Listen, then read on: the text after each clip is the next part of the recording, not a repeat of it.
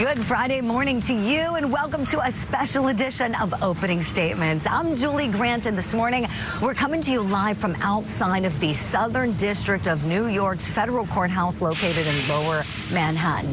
This courthouse behind me is where superstar Sean Diddy Combs is being tried, accused of racketeering and sex trafficking. We have a tremendous show planned for you, and to set the scene, there was a huge line all through the hours overnight and into this morning, people dying to get a seat inside of the courtroom. And my friends, I'm happy to tell you that I got up early this morning and got a spot. I am crossing my fingers that all works out, but I should be able to get into the courtroom this morning. I'm already checked in, so I may be leaving the show a couple minutes early, and Ted Rollins is going to take good care of you. And I'll be reporting back throughout the day what I observe inside of that courtroom. So right now, we're going to do things as we always do. Grab that cup of coffee. I want to give you your daily docket. Vito got in the passenger seat, and first, and he was like all distraught and said something along the lines of like, I think I just stabbed like 4 people or something like that, holding the knife. He said he stabbed 4 people? He was holding the knife? Tracking several cases for you in Connecticut. We've got testimony continuing in the murder trial for defendant Raul Valley. Court's going to start up at 10 a.m. Eastern time. In Wisconsin, we've got a motions hearing set for defendant Austin Chronister. This guy's accused of running a sex slave operation, accused of holding 2 women captive in his home for years. Court's going to get underway in that case at 9 a.m. Eastern time. And in New York City, there's already lots of hustle and bustle outside of the courthouse. People arriving, getting ready for more closing arguments. Yesterday, it was all about the government. Today, it's going to be all about the defense. The defense is going to start up at 9 a.m. this morning. And so we're going to be talking about them this morning in the show. But first, the government, because they carry the burden. They're the ones who accused Diddy of these heinous crimes, and they took just about all of the day on Thursday, going through element by element of every crime and marrying what's required under the law with the facts of this case. Let's take a listen now to some of what the government told the jury. We're doing it through the help of AI technology and the court transcripts. Is the government prepared to proceed? Yes, Your Honor. Ms. Slavic, you may proceed. Over the last several weeks, you've learned a lot about Sean Combs. He's the leader of a criminal enterprise. He doesn't take no for an answer. And now you know about many crimes the defendant committed with members of his enterprise: kidnapping of one of the defendant's employees, arson by trying to blow up a car, forced labor, including of an employee the defendant repeatedly sexually assaulted, bribery of a security officer to keep damning evidence against the defendant buried, and of course the brutal crimes at the heart of this case: sex trafficking. You heard all about how the defendant again and again forced, threatened, and manipulated Cassie and Jane into having sex with escorts for his own entertainment. Across all these crimes, the same thing was true. The defendant used power, violence, and fear to get what he wanted. Dozens of witnesses agreed. He doesn't take no for an answer. For now, I want to focus on 2 specific moments that we're going to come back to in detail later. 2 moments 8 years apart, but shockingly similar. The first, March 2016, at the Intercontinental Hotel, during a freak-off with Cassie and an escort, the defendant got violent with Cassie. Cassie tried to flee. She ran out of the hotel room without shoes on. You saw what happened. The defendant threw her to the ground. He dragged her back to the freak-off. The second, 2024, at Jane's house. The defendant and Jane got into a fight. It got physical. The defendant kicked, choked, and slapped Jane. She ran away from him into her backyard. She couldn't get away. He dragged her back to the house by her hair, and then he forced her into a freak-off. He wouldn't take no for an answer. These 2 incidents are separated by 8 years, but they're not separate stories. They're chapters in the same book. The story of Sean Combs and the criminal enterprise he led made up of his inner circle. Again and again, that criminal enterprise serviced the defendant's every desire through a methodical pattern of violence, coercion, and manipulation. The defendant counted on silence and shame to keep his crimes hidden. He thought that his fame, wealth, and power put him above the law. But over the course of this trial, his crimes have been exposed. Let's talk about what the government did in its closing argument. Next to me here in New York City, I'm so happy to have attorney Eric Fudali here. Courtie's at home. You know him from being one of our wonderful Court TV legal analysts. Over the years, Eric's been a prosecutor. He's in the private sector now, does a lot of civil rights and victims' rights work, practices at this courthouse, and is involved in this case to the extent that he represents one of the key witnesses, artist Don Richard. So, Eric, wonderful to have you alongside me this morning.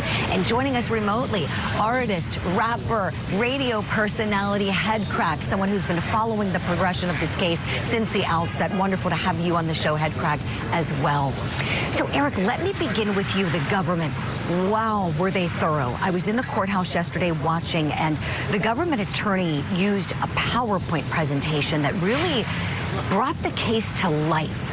It wasn't just her talking. I mean, it was exhibit after exhibit. She pulled transcript pieces from the trial and took witnesses' own words. There was audio of Diddy, some of the few audio clips they have, went through every single element the government has to prove and brought in the facts of the case to argue that they've proven it.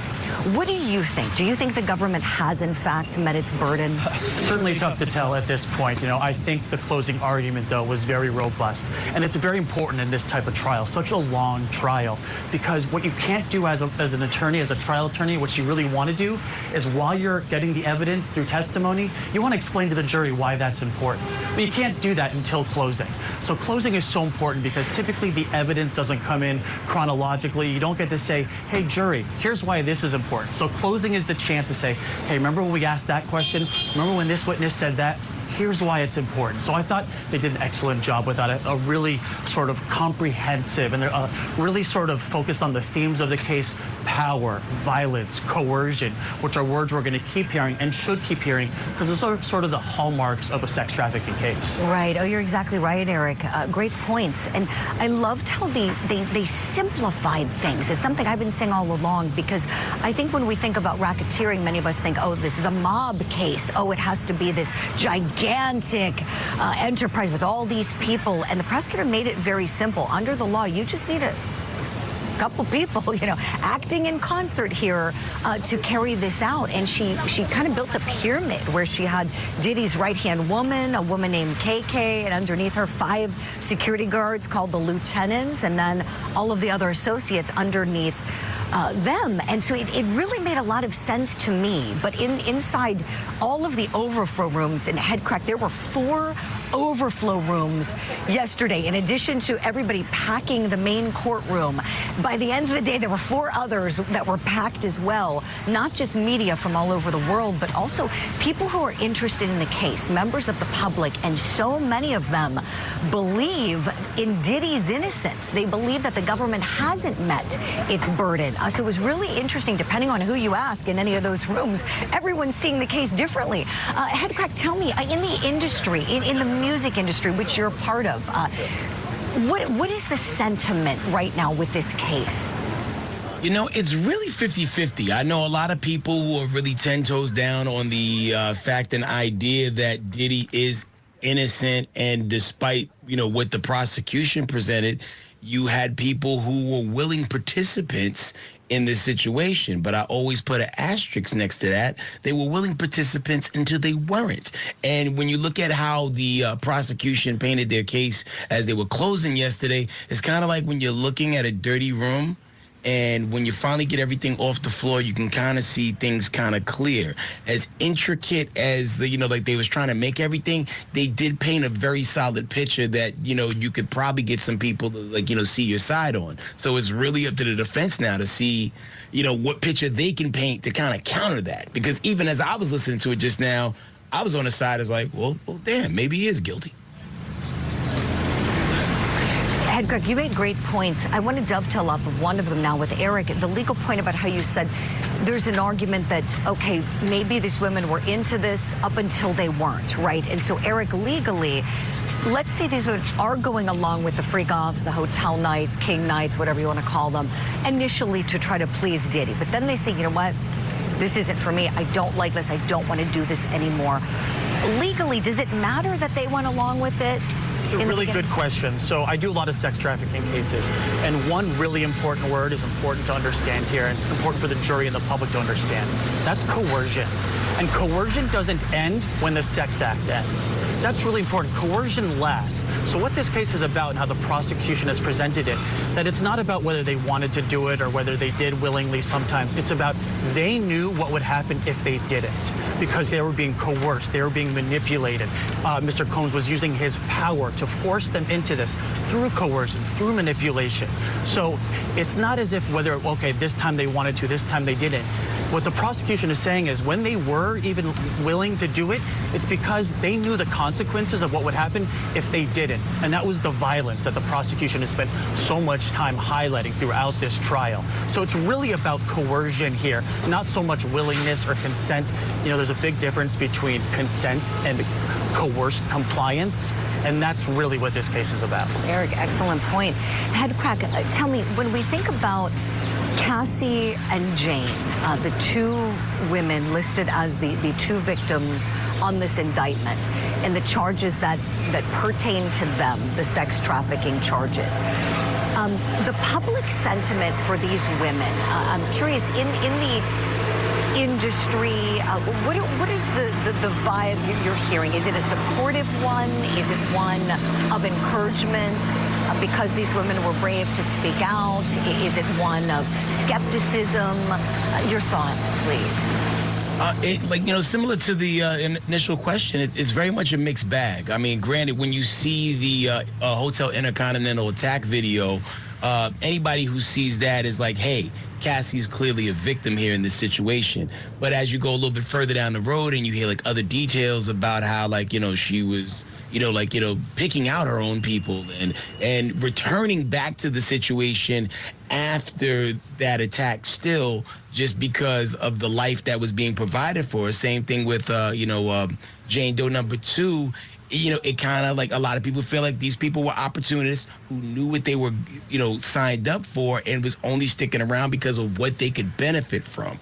And that puts a little bit of a question of, moral character on both of those people. Well said.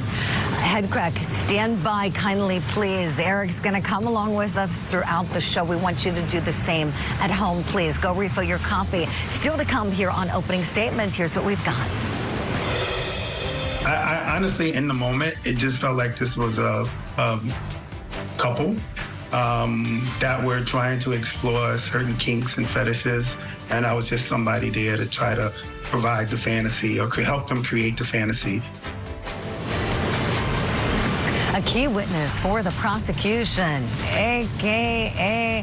The Punisher, speaking out to Court TV about his experience with Diddy and Cassie. But first, we're looking ahead to the defense closing argument. What do they need to say today to sway the jury? We'll be right back.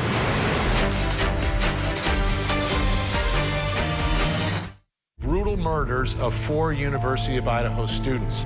Oh my God, this doesn't happen here. Detectives arrested 28-year-old Brian Kohlberger. You could tell there was some off about him. He was stalking them. He was hunting them. Forget about motive. We don't even have a connection. This trial will be on Court TV. And I pray that we have justice. The Idaho College Student Murders Trial. Live coverage begins this August, only on Court TV. It's so difficult to reflect on the darkest times in your life. Sometimes you got to do that.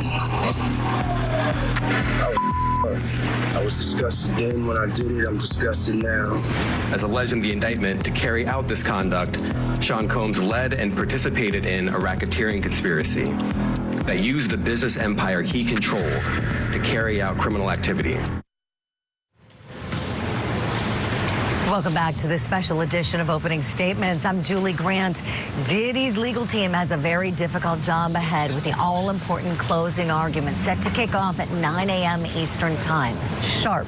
Now, the jury heard lots of very damaging testimony throughout the progression of the past 6 weeks, in particular about Sean Diddy Combs' alleged criminal enterprise. The prosecution talked a lot about this during closings.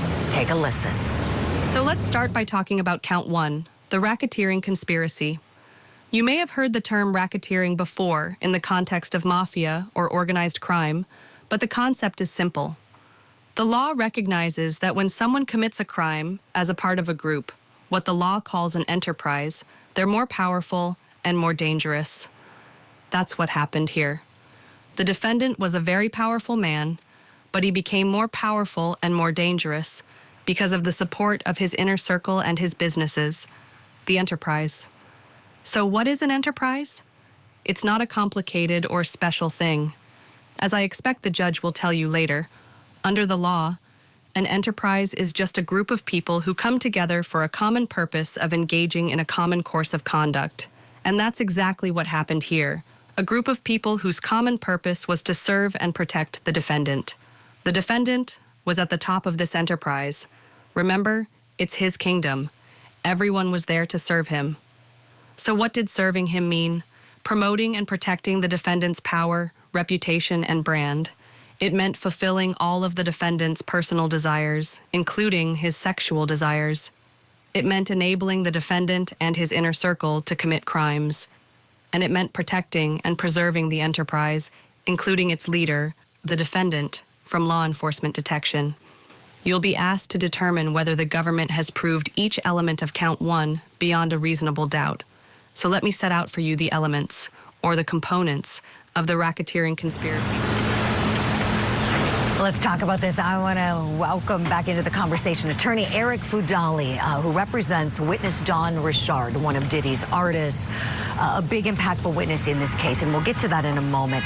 But first, in terms of the government's case and what they must prove, I watched the government attorney yesterday going through every single element, simplifying things. And coming from the world that I come from, and you come from that world too, we were prosecutors at one point in time, so it's easy for me to see how they've proven these crimes.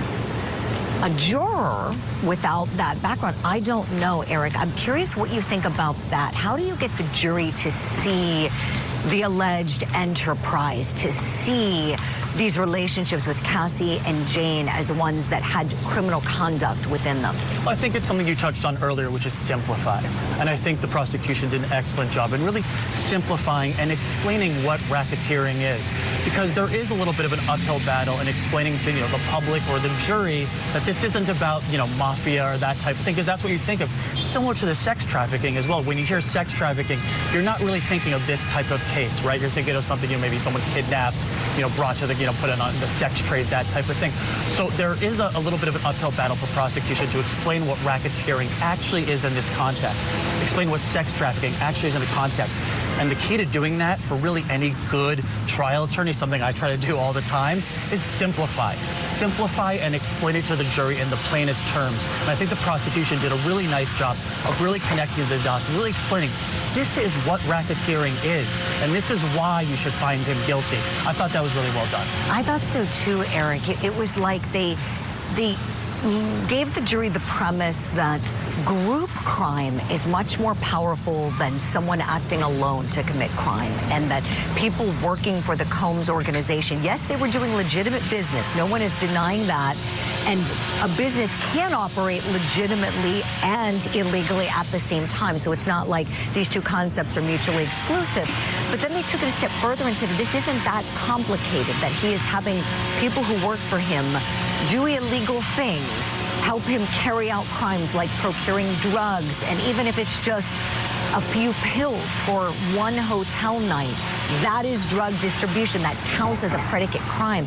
Eric, they gave the jury 8 predicate crimes to consider. Kidnapping of Capricorn Clark, arson with Kid Cudi, bribery of the hotel security guard for the Cassie video, and the list goes on and on. The jury only has to find that 2 crimes were committed. Do you think they'll be able to get there? Again, always very difficult to judge what a jury is going to do. You never know as a trial attorney. What I can say, though, is I think it was a good strategy in presenting all those crimes in the way they did. Certainly, it appears some of them are a little more black and white and a little easier to prove, perhaps, than others, such as the drug distribution, the prostitution across state lines. Right. Some of those are pretty black and white, I think, in the way they present it. And I think also the violence, you know, it's really, we've all seen that video, right? I've seen it, I don't know how many times I've seen it. Every time I see it, I think it gets worse. It is a harrowing and haunting video. So I think being able to present that and really show the violence that Mr. Combs was capable of atop of this alleged criminal enterprise was very powerful evidence for the jury. You're right, Eric. Let's talk about your client, Dawn Richard. How's she been doing since she testified? You know, it's been tough. It is a very difficult thing to testify in court. You know, as a witness, as an alleged victim, for her to, you know, take that stand in front of rows and rows and rows of attorneys, you know, all these jurors, of the public, and then to look Mr. Combs in the eye, who she has made very serious allegations against herself, to look him in the eye and testify, you know, her truth and seek the justice that she wants and tell what she observed and some really haunting and scary acts that she observed, and then to withstand a very robust cross-examination. It's very difficult for Ms. Richard, but she's hanging in there. You know, she is not giving up on her pursuit of justice. Regardless of what happens here with the verdict, you know, Ms. Richard's fight is not ending. She's going to continue to fight and pursue justice for herself. Eric, we have a little bit of her testimony. Let's play that clip now. He would punch her, choke her, drag her, slap her in the mouth. I saw him kick her, punch her in the stomach. Can you please remind the jury the statements that Mr. Combs made to you at that time? That the relationship that he had, that the incident was of passion, and that Cassie was okay, and that if we say anything, that we could go missing. As a result of your testimony here today, Ms. Richard, are you expecting any compensation? I'm expecting justice. Eric, exactly what you said just a moment ago. We know that your client, Dawn Richard, told Cassie Ventura to leave Sean Combs. What happened in that conversation? You know, just as she testified to, that, you know, she was watching this, you know, violence that she alleges, and she, you know, desperately wanted Cassie, I believe, you know, to be in a better position to get out of the situation. What's so interesting about their relationship, though, is it goes back so far, but it was actually Cassie's courage in bringing this lawsuit against Mr. Combs that inspired and empowered Ms. Richard to come forward and to file her lawsuit and to speak publicly about what happened to her and make her allegations. So it's really interesting to see sort of the full circle of her testify about what she observed happened to Ms. Ventura, what she told Ms. Ventura, and then for her to take the stand and not for her to have her own lawsuit empowered by Ms. Ventura. I thought that was really inspiring, and we really, I hope, important for the jury to hear. Thank you for that. We're going to hit a break. Don't go anywhere. Coming up next on Opening Statements. He believes he's innocent. I believe he's innocent. And we're going to fight this case with all of our might until we don't have to fight anymore. That was one of Diddy's defense lawyers, Mark Agnifilo. I just saw him go into the courtroom a little while ago. He's going to be giving the all-important closing argument this morning. We'll talk about it next. Plus, the Punisher, a key witness for the prosecution, speaking to Court TV about his sexy scenes with Cassie Ventura.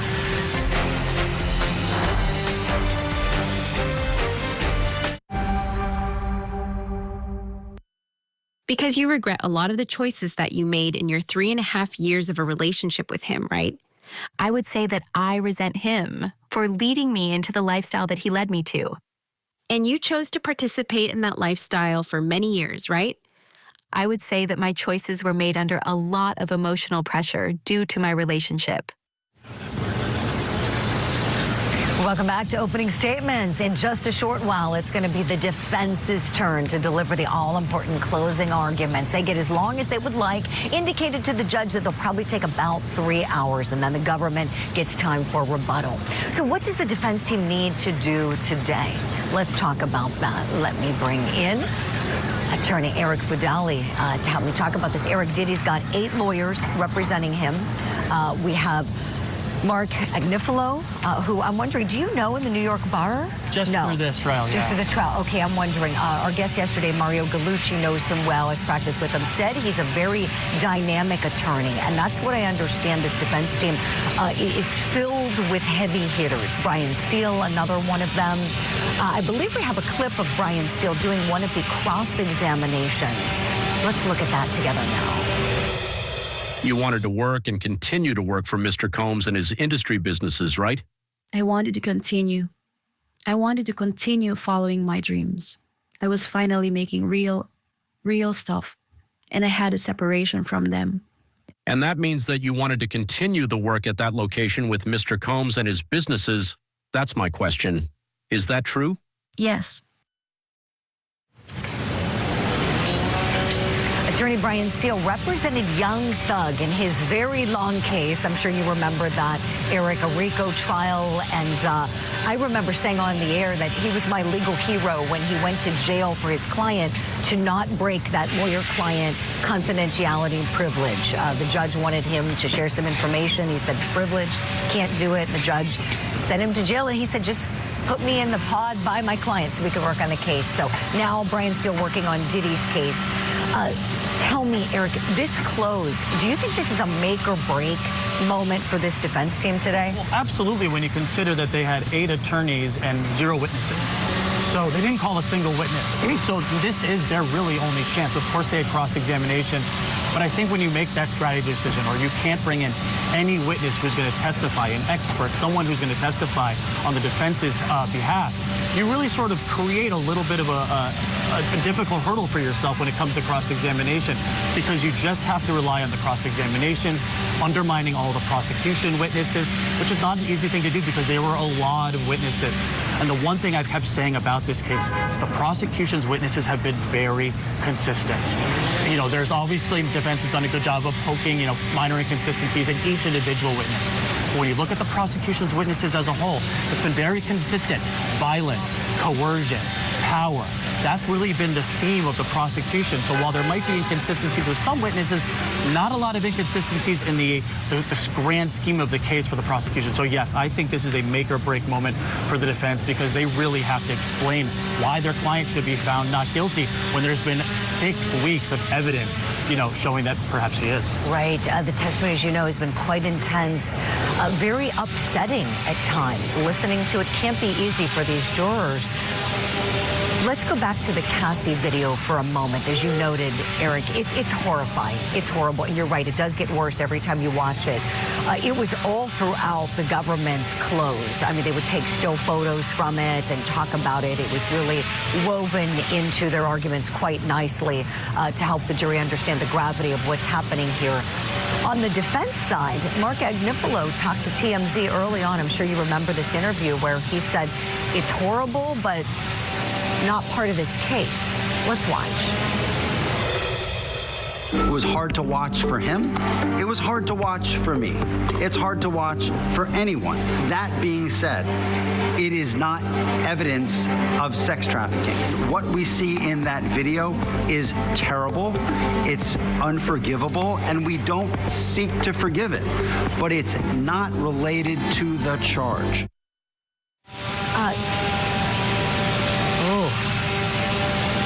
Eric, what do you think of that argument? Well, I think the prosecution has done a good job of showing why that is relevant, why that is related to the charge. Because as has been alleged, Ms. Ventura is apparently trying to allegedly leave a freak-off, and then Mr. Combs engages in that violence and drags her back in, or attempts to drag her back in. So again, that goes back to the theme of the case, what I've been, sort of sounding like a broken record a little bit about. No, but it's about power, yes. It's about coercion, and it's about violence. And it's about, not what Ms. Ventura wanted to do, but what prosecution is saying. This is about what would happen if Ms. Ventura didn't do it. And that video shows these were the consequences for Ms. Ventura, for Jane, for the alleged victims. If they didn't go along, perhaps even if they didn't even pretend they wanted to go along with what Mr. Combs wanted them to do, this video was the consequence. So I think not only is this a relevant piece of evidence, but this is the key piece of evidence for the prosecution. Right, Eric. I was thinking a lot about how when we hear the debate about this case, and there's been so much, as you know. I mean, there are crowds outside of this courthouse all day long. Media from all over the world are here. We're all lined up right now in a row on one side of the street talking about this case. And it seems that sometimes people will say, well, this case is about coercion. And on the other side, it's about consent.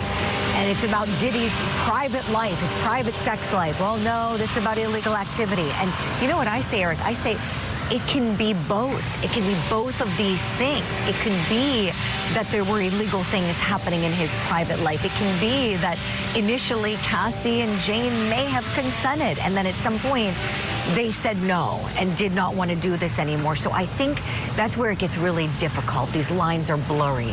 Your thoughts on that? I absolutely agree that they're not mutually exclusive. Someone can be in a relationship with someone and still be sex trafficked by that person.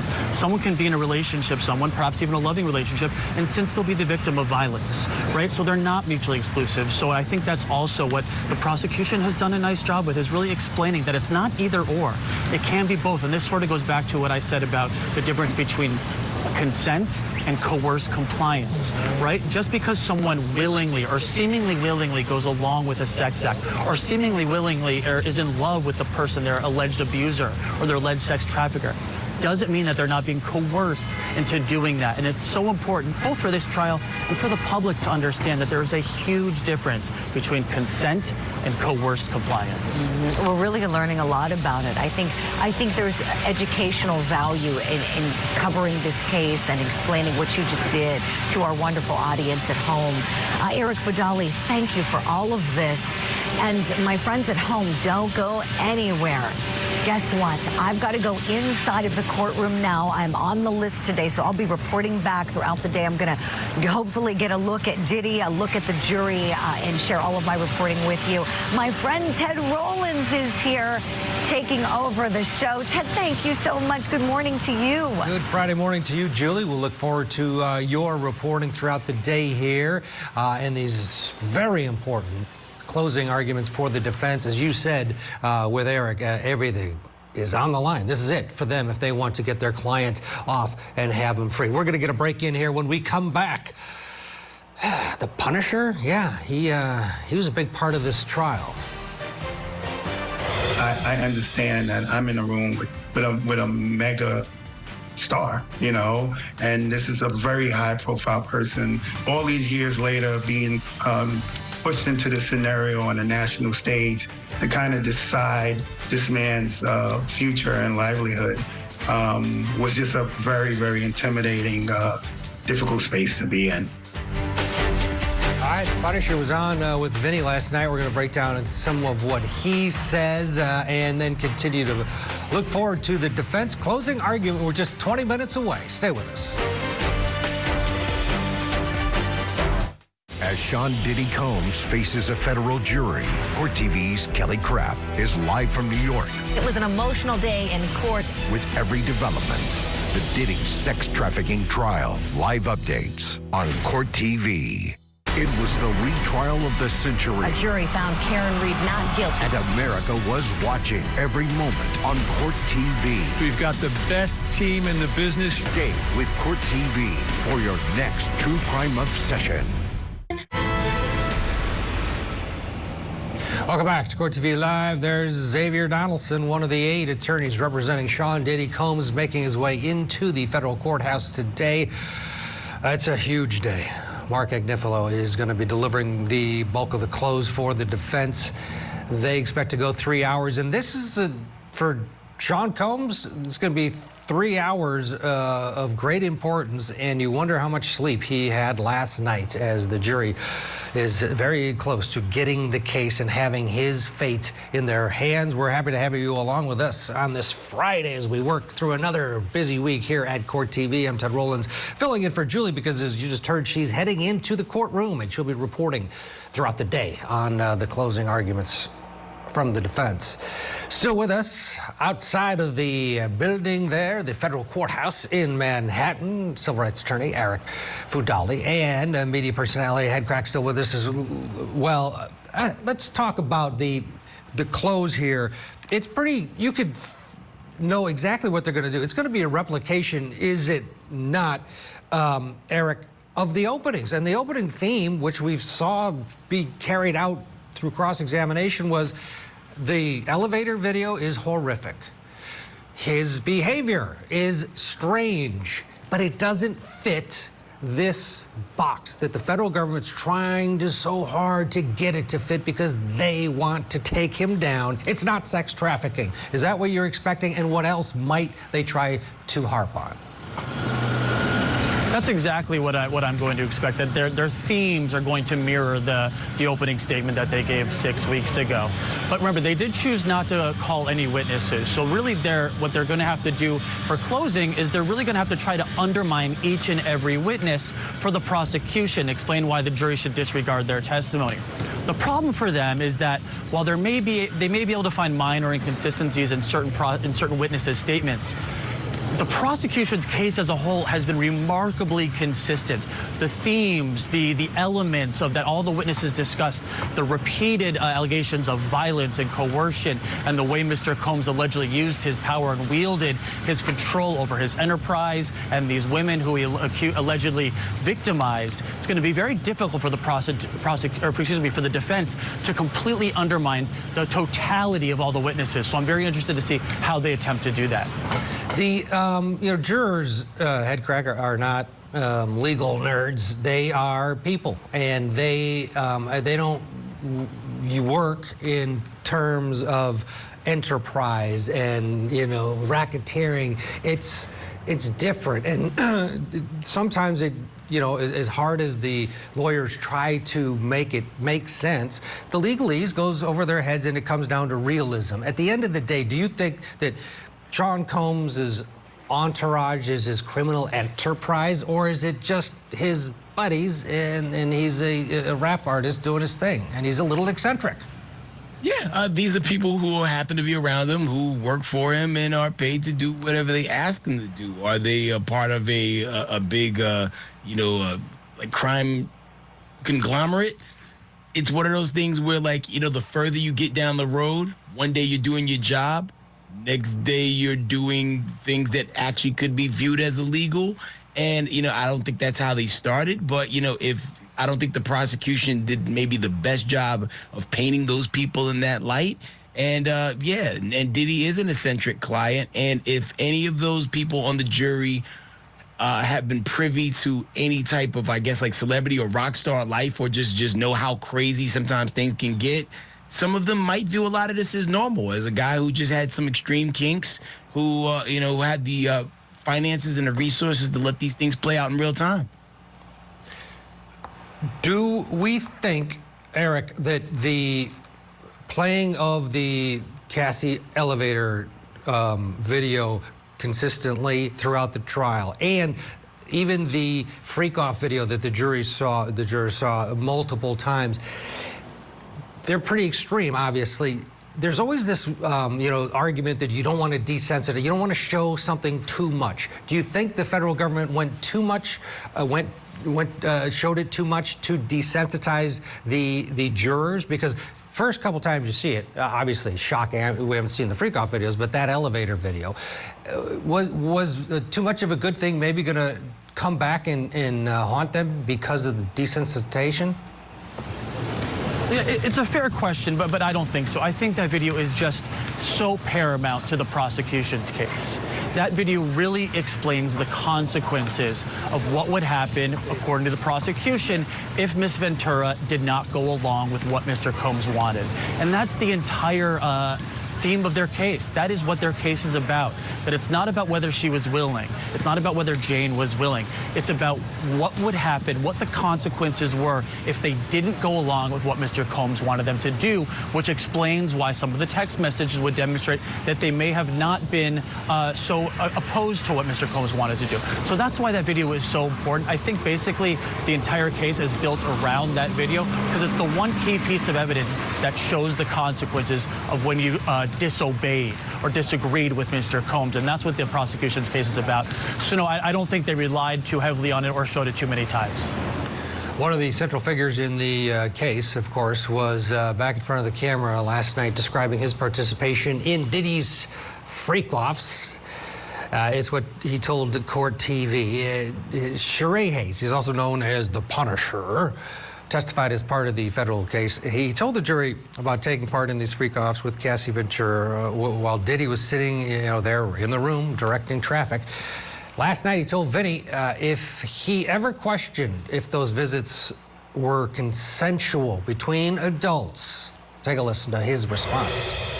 Even after the fact, when she would come to initially pay me when the situation was over, everything seemed like she was in a good-natured, good headspace. And I didn't get any cues that there was possibly distress or some type of thing she was going through that might have been a negative experience. I honestly, in the moment, it just felt like this was a couple that were trying to explore certain kinks and fetishes, and I was just somebody there to try to provide the fantasy or help them create the fantasy. All right, so what do we think of this head crack? He didn't see Cassie being an unwilling participant. Yeah, I mean, that statement coming from him is very telling. And granted, it's also a snapshot of a moment. You flash forward and then you have the moment of the Hotel Intercontinental situation. And granted, that's the only thing that we have on tape, because there are other stories that, people told over the course of the trial, like other instances where, his violent nature, reared its head, but we don't have video of that. So, I think not everybody operates in a space of being totally bad. Not everybody operates in a space of being totally good. And based off of what he said, that in that moment, everything was zen, and it seemed like something she wanted to do. And how the jury receives that information, if they were even privy to it, could actually, lighten the load a little bit for them.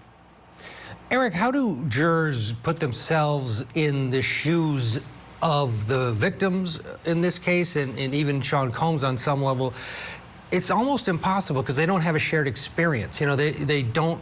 It's not like anyone on this jury is a multi-million-dollar, artist that, successful artist that lives in what I think we often think is, oh, well, these people do crazy things because they're rich celebrities, and that just comes with the turf. Does his celebrity help him, is I guess what I'm getting at, because he's in a different sort of class? Yeah, it's hard to tell, and I represent a lot of victims against very high-profile celebrity individuals, so it's something I deal with all the time. But I think it's important to demonstrate to the jury, and hope the jury understands that, he's not above the law. No matter how famous, no matter how rich, no matter how normal it was for him to participate and to facilitate these types of alleged activities. Even if it's normal, quote-unquote normal for his life, it doesn't mean it's legal. It doesn't mean it's okay. And just because he's this larger-than-life celebrity doesn't mean he gets to do what he wants. It doesn't mean he gets to allegedly break the law. So I think that's really what the prosecution has been trying to express to the jury. And you hope, of course, as either a plaintiff's attorney or as the prosecution, that the jury understands that being a celebrity and getting everything they want doesn't mean they actually can have everything they want if it's against the law.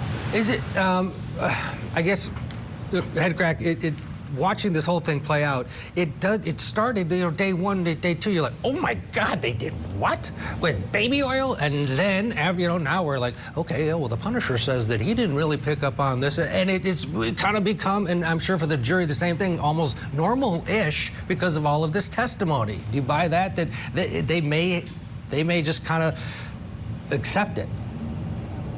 It's interesting because going into this trial, I thought a lot of things were going to be a lot more sensational than it was. I thought the freak-offs was going to be like a big who's who, like Academy Awards list of people. And you find out that the freak-offs mostly consisted of 3 people. So I think things are a lot not as trumped up as we thought they would be in our head. And, and now we have a few days to figure out how it's going to go. Yeah, and it's all up to this jury. Who's going to be, they will be collectively listening to the closing arguments. We'll get a break. Thank you both. Enjoy your weekend.